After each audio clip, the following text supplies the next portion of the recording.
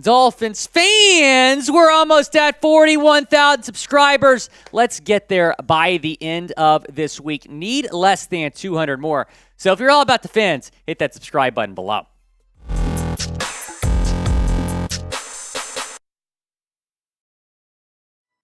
The Dolphins need to sign offensive linemen. Have I said that before, producer Jeffrey Cooperstein? The Dolphins have made all of these great moves for agency, right? Well, starting with Jalen Ramsey trade, Braxton Berrios, Malik Reed, David Long. We can go on, but they have not seriously addressed the offensive line. So on today's show, I'm going to break down the top 15 free agent targets on the offensive line because you look at this current Dolphins offensive line, I am not confident. They have not signed an exterior offensive lineman. They re-signed Kendall Lamb, Jerron Christian, but they have not done enough, right? Especially at the tackle position. Now they did sign Dan Feeney, who's kind of a guard / center, might replace Michael Dieter in that role. But if you're the Dolphins, you have got to go out, get a left guard, get a right tackle, protect Tua Tagovailoa because the Dolphins' Super Bowl chances next year hinder on Tua Tagovailoa staying healthy.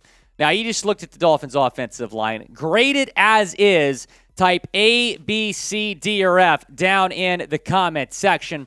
Go down and let me know as we begin with Michael Schofield here, number 15 on my list. A guard from the Chicago Bears, can play left or right guard. Might be decent to bring in, have as a depth signing, compete with Liam Eichenberg at the left guard spot. Elijah Wilkinson also on my list. Might be a better option than Schofield. Had a decent season with Atlanta. Another guy that can maybe play both guard positions. Gabe Jackson is pretty underrated, and he had a decent season last year with the Seahawks. If you signed him, he could come in and I think beat out Liam Eichenberg for that left guard starting job. Connor McGovern, not the Cowboys Connor McGovern, the Jets Connor McGovern, who was the center for the New York Jets last season, probably the second best center option available right now. I do not expect the Dolphins to target a center. That's why he's not higher up on my list. But if you sign McGovern, move Connor Williams to left guard, you're going to fix a lot of the issues you had at left guard last season. Donovan Smith coming in at number 11 here. Now, he's a left tackle. I don't know his interest level in playing right tackle, but Donovan Smith would be a pretty big splash here from Miami. Now, he's not a top 10 guy on my list because he has not been linked to the Dolphins, but I am very intrigued about the idea of maybe bringing Donovan Smith to Miami. He had a good season with the Bucs. He's been a good player throughout his NFL career.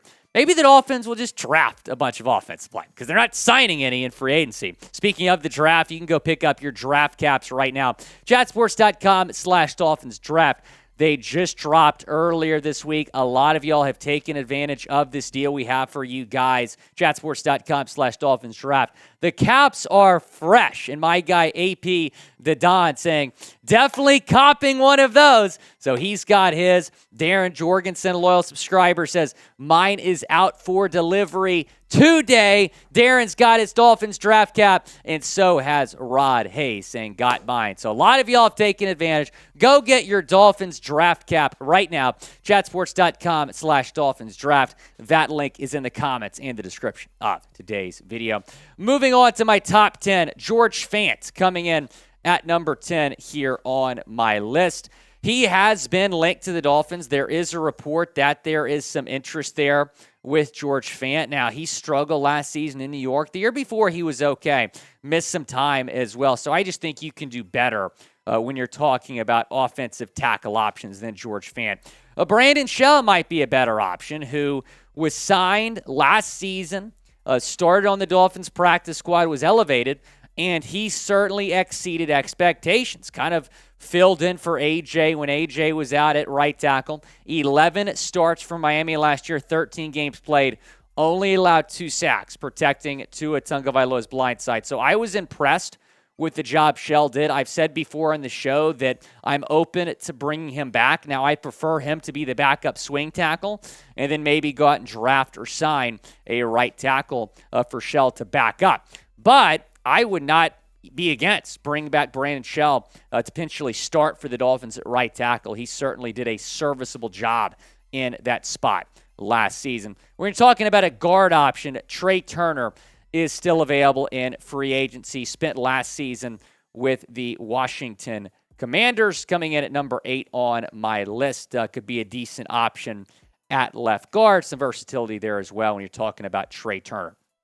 I mentioned earlier, I don't think it's likely the Dolphins sign Ben Jones. He was a little bit higher on my list last week, but I just don't know if the Dolphins are going to sign a center. They seem to have confidence in Connor Williams, but Ben Jones is one of the best centers in the National Football League and has more experience than most centers that you're going to see. 172 career games played, 151 starts for Jones. So if you sign him, you have a reliable center to snap the football to Tua Tagovailoa. Connor Williams can be back at left guard, and that offensive line is already looking a lot better. So Ben Jones has been linked a lot to the Jets. We might see him in the division.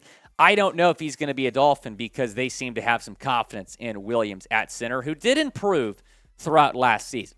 What is your confidence level with Connor Williams at center? Scale it 1 to 10 down in the comment section. I mean, before the start of last season, it was at a 0 for me.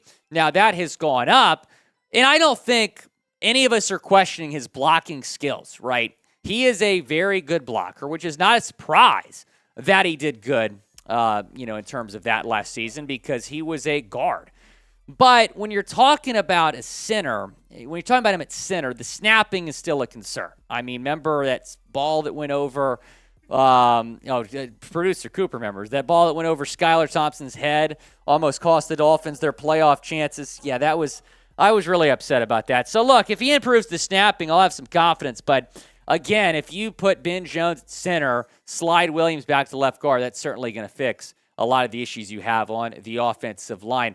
Ben Jones' former teammate Taylor Lewan also out there and available. Now, kind of like, I mentioned earlier with Donovan Smith, he's a left tackle. The interest level in playing right tackle, I'm not sure about.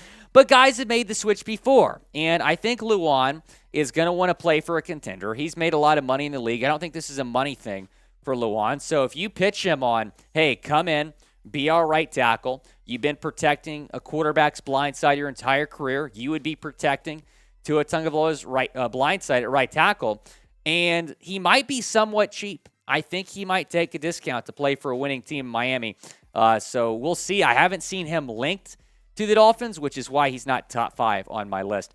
I have seen this guy linked to Miami, DJ Fluker, who was not on my free agent targets list last week, but because of his performance at last week's Alabama Pro Day, he comes in at number 5. Goes from unranked to number 5 on my free agent targets. First-round pick out of Bama in 2013.